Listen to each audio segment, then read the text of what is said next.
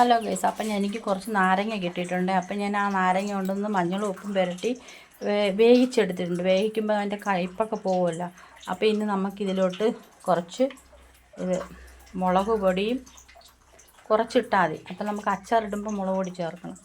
എന്നിട്ട് ആവശ്യത്തിന് കായവും കൂടെ ഇട്ട് നമുക്കിതൊന്ന് പുരട്ടിയിട്ട് കുഴച്ച് വെയിലത്തുകൊണ്ട് വയ്ക്കാം. അപ്പോൾ വെയിലത്തുകൊണ്ട് വയ്ക്കുമ്പോൾ ഇതിൻ്റെ ഇതൊക്കെ പിടിച്ചെടുക്കാം. എന്നിട്ട് നമുക്ക് അച്ചാറിടാം. ഇതേ പുരട്ടി വെച്ചിട്ട് നല്ല കയ്പുണ്ട്. അപ്പോൾ നമുക്കിത് പുരട്ടി വെയിലത്തുകൊണ്ട് വയ്ക്കാം കേട്ടോ. ഇതുപോലെ ഓരോന്നോരോന്നായിട്ട് ഈ പാത്രത്തിൽ വെച്ച് വെയിലത്ത് വയ്ക്കണം. അപ്പോൾ എനിക്ക് വെയിലത്ത് പോയിരുന്ന് എടുക്കാൻ പറ്റത്തില്ല. അപ്പോൾ ഞാൻ ഇത് കാണിച്ചു തരണമാണ് ഇങ്ങനെയാണ് വയ്ക്കണത്.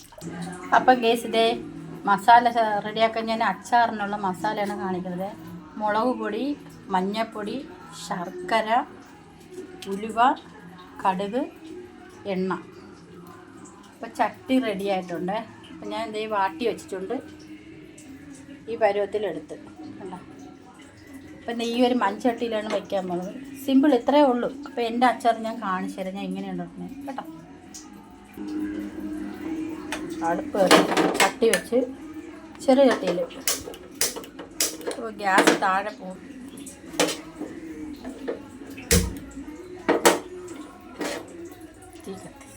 ചെറിയ ചട്ടി ഒരു മൺചട്ടിയിലാണ് ഇത്. അപ്പോൾ ഇത്രയും അച്ചാർ, ഇത്രയും നാരങ്ങ വെച്ച് ഞാൻ ഒരു അച്ചാറിട്ട് കാണിച്ചു തരാം. വെളുത്തുള്ളിയൊന്നുമില്ല, പച്ചമുളകില്ല, കറിവേപ്പിലയില്ല, ഒന്നുമില്ല. അപ്പോൾ ഇത്രയും ഉള്ളത് വെച്ച് ഞാൻ അച്ചാറിടാൻ പോകണം. അപ്പം നല്ലെണ്ണയിൽ ഞാൻ ഇതെടുത്ത് തട്ടി 2 കുപ്പി നല്ലെണ്ണ ഒഴിച്ച് 300-600 ഗ്രാമല്ലേ ഉള്ളൂ. അപ്പോൾ അത്രയും എണ്ണ അതിലൊഴിച്ചു. അപ്പോൾ ഈ നാരങ്ങ നല്ലെണ്ണ കിടന്നൊന്ന് വേഗട്ടെ. കുറച്ച് സമയം നല്ലെണ്ണ കിടന്നതിന് ശേഷം നമുക്ക് ബാക്കി അരപ്പിടാം. അപ്പോൾ ഞാൻ കുറച്ച് കായപ്പൊടിയുടെ ഇതിലിട്ടിട്ടുണ്ട് ഗൈസ്. ഇതിലെല്ലാം മുളക് പൊടി ചേർത്തിട്ടുണ്ട്. അപ്പോൾ ഇതൊന്ന് നല്ലെണ്ണ കിടന്ന് നന്നായിട്ടൊന്ന് വേഗട്ടെ കേട്ടോ. ഒരു ഇച്ചിരി സമയം, അത് കഴിഞ്ഞിട്ട് നമുക്ക് ബാക്കി സാധനം ചേർക്കാം. അതിൻ്റെ കളറെല്ലാം മാറി നന്നായിട്ട് നേരത്തെ വേവിച്ചതാണ്, പക്ഷേ ഒന്നുകൂടെ അതിൻ്റെ കടുപ്പും കയ്പ്പൊക്കെ അങ്ങ് മാറുമേ. അപ്പോൾ നമുക്ക് ബാക്കി എല്ലാം മുഴുവനായിട്ട് മൊത്തത്തിലുള്ള സാധനം അങ്ങ് തട്ടാം. അപ്പോൾ എൻ്റെ രീതിയിലാണ് ഞാൻ ഇതൊന്ന് വയ്ക്കണത്. ഇത് തട്ടി ശർക്കര കിടക്കണ അറിയല്ല. എരിവും പുളിയും മധുരവും എല്ലാം വേണം, കയ്പും. നല്ല എരിവുള്ള മുളക് പൊടിയാണ്. ഞാൻ പ്രത്യേകം മുളക് പൊടി വാങ്ങിച്ചതാണ്. നല്ല എരിവുള്ള മുളക് പൊടി പ്രത്യേകം വാങ്ങിച്ചതാണ്.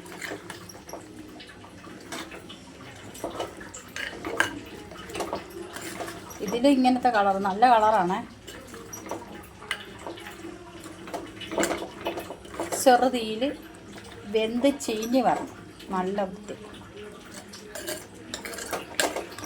അച്ചാറൊക്കെ ഉണ്ടെങ്കിലേ നമുക്ക് വല്ല പുളിശ്ശേരിയോ എന്തെങ്കിലും കൂട്ടി കഴിക്കാമല്ലോ ചോറ്. പിള്ളേർക്ക് ചോറുകൊണ്ട് പോകുമ്പോഴത്തേക്ക് ഇതൊക്കെ അത്യാവശ്യമുള്ളതാണ്. അപ്പം ഞാൻ അടച്ചു വയ്ക്കാൻ പോകും. അപ്പം ഗൈസ് ഞാൻ അടുപ്പിൽ നിന്ന് ഇറക്കി വെച്ചിട്ടുണ്ട്.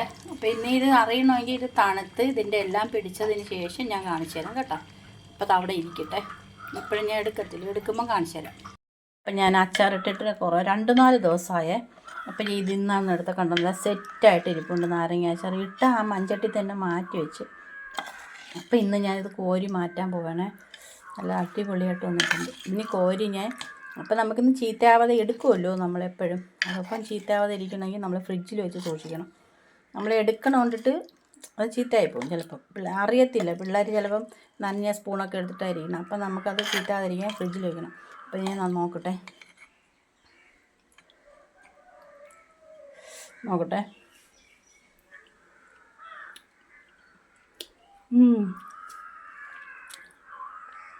നല്ലതാണ് കേട്ടോ. വലിയ കടുപ്പൊന്നുമില്ല, ഭയങ്കര കയ്പ്പായിരുന്നു. പക്ഷേ അതിൻ്റെ കടുപ്പെല്ലാം മാറി. അപ്പം നല്ല ടേസ്റ്റുണ്ട്. നമുക്കിത് കോരി വയ്ക്കാം. ഈ കുപ്പിയിലോട്ട് കോരി വയ്ക്കാം. കോരി നിറച്ചിട്ട് കാണിക്കാം. അപ്പം ഞാൻ കോരി ഇതിൽ നിറച്ച് സെറ്റാക്കി വെച്ചിട്ടുണ്ട്. നമുക്ക് ആവശ്യത്തിന് എടുക്കാം കേട്ടോ.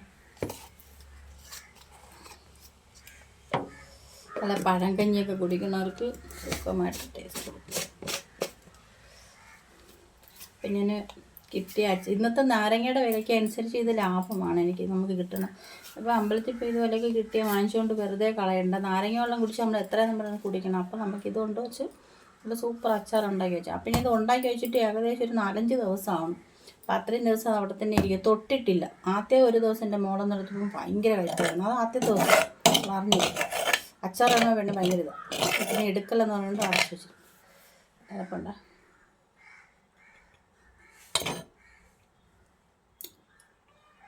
സൂപ്പറായിട്ടിരിക്കുന്നുണ്ട്.